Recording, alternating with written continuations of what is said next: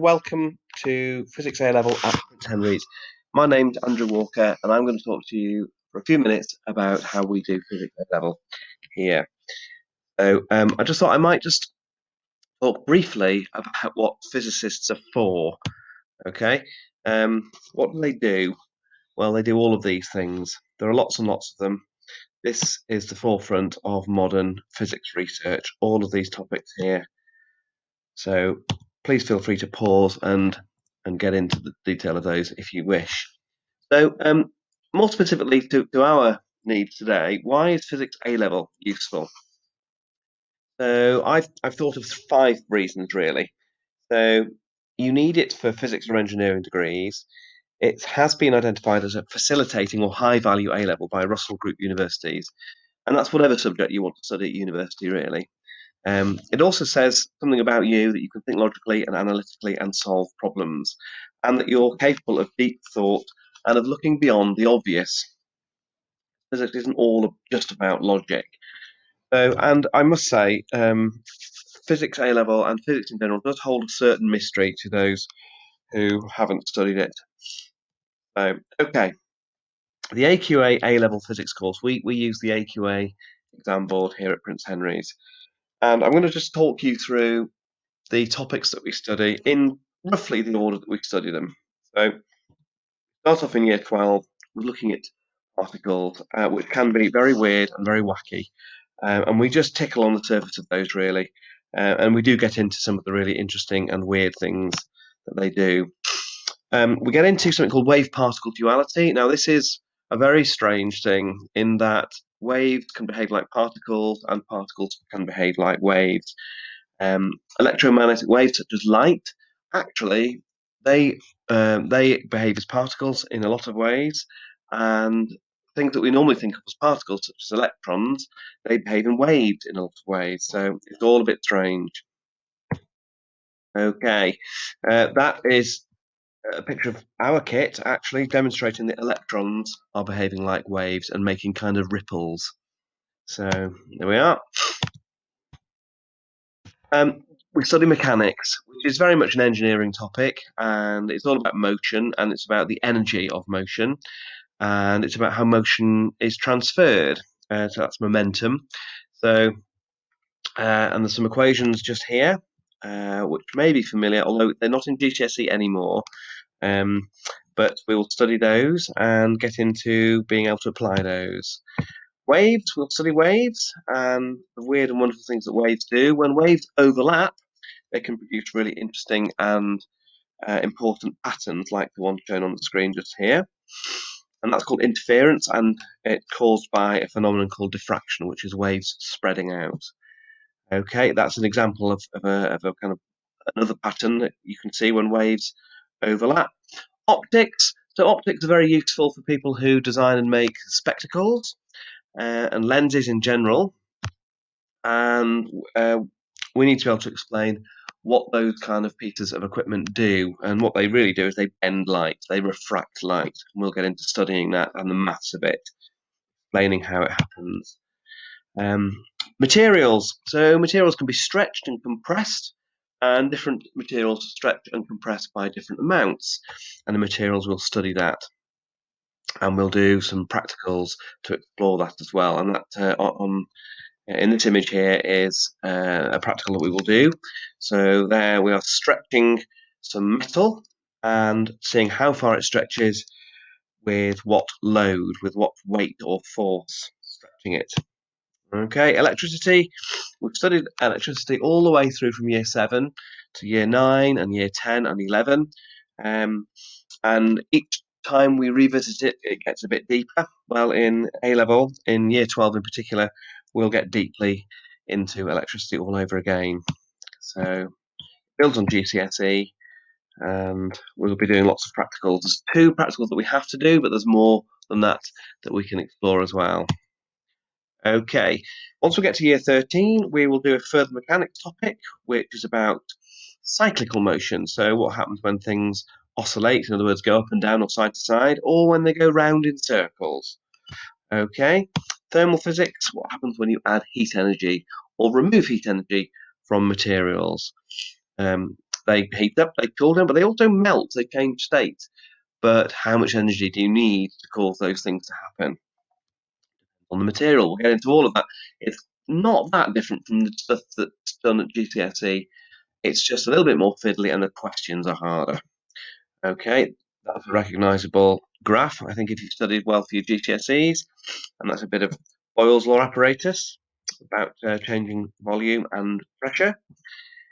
So then we get into gravitational and electric fields, which it turns out are very, very similar. So there's a picture of the Earth with its gravitational field, and there's on the right is a picture of, or a diagram of, a charged body with the electric field around it. Those two fields behave in lots of ways very, very similarly. So we'll get into that, and there's a bit of maths on the right-hand side, and you can see the equation there for gravity and the equation there for electric field strength, or the force due to electric fields. And they're very, very similar in shape, those two. The R there represents the distance from the centre of the Earth. The R there represents the distance from the centre of the charged body. Something we'll get into. Okay, magnetic fields. We've studied that at GCSE, but we'll get into more depth. Lots more maths. And we'll talk about motors and generators and use Fleming's left-hand rule all over again, and then we'll get into this equation here, Lenz's law. Look at all the Greek in there. So we've got an epsilon there and a phi there, and goodness, so that's all very good. Right, nuclear physics, alpha and beta and gamma radiation, GCSE stuff. There's a required practical in which you will handle a sort of gamma radiation safely and do your own experiment. Okay, and we'll get into the maths of these graphs here, which you'll recognise from GCSE. So the maths of exponential decay and half-life. Look at all that juicy maths there. Okay.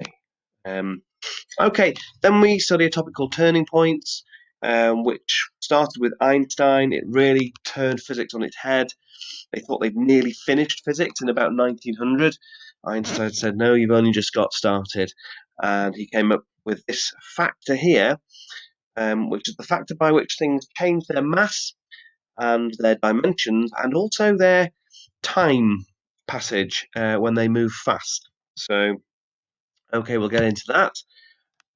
At the end of all of that, at the beginning of all of that, there are some resources to help students. So on Firefly, you can go to these two places and look for some guidance about what the A-level course involves. There's also these three useful things which are all in this website here. There's Firefly site here, which are useful things to have a look at. Stop Press. We've got some new data loggers just about to arrive in school. Very exciting new bit of kit. Now, I suppose beyond the specifics of the syllabus, there are some skills that you're going to pick up as well. So it starts with logical and structured thinking, through problem solving.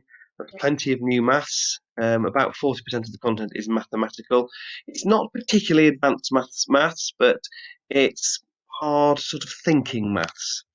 Okay, data analysis and graphing from our experimental work. Visualizing, a key skill in physics is to be able to visualize a problem and then apply some maths to it once you've got your head around it. Practical skills, certainly. Well, emotional intelligence, right. So what do I mean? Well, physics is tough, it's hard, and at times it's frustrating, and you have to be resilient, and you have to keep pushing through, and then you get your reward because you feel good when you've cracked it, essentially. And that can be something that you learn, and it can be a great thing to learn in life, just how rewarding battling with things and getting through and cracking and conquering them can be. Okay, to do physics A level, you need to have a grade 6 or above in GCSE trilogy or physics. You need to have a grade 6 or above in GCSE maths, and you need to have a basic pass in English. Those are quite hard and fast rules. We will look sympathetically at anyone who's got slightly below one or other of those if there's a particular reason why.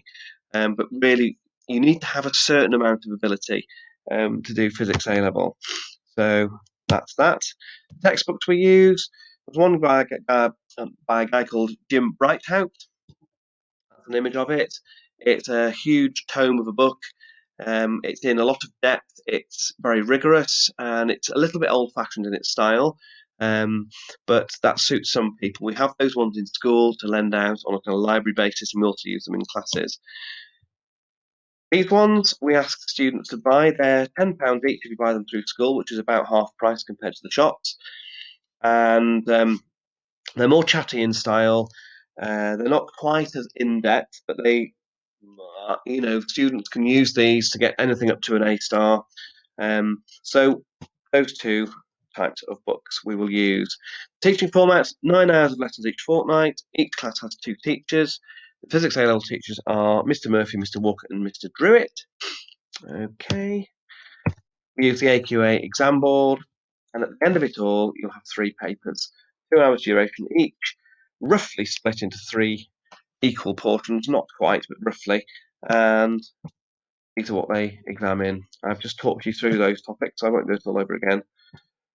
Okay, the third paper is a little bit different to the first 2.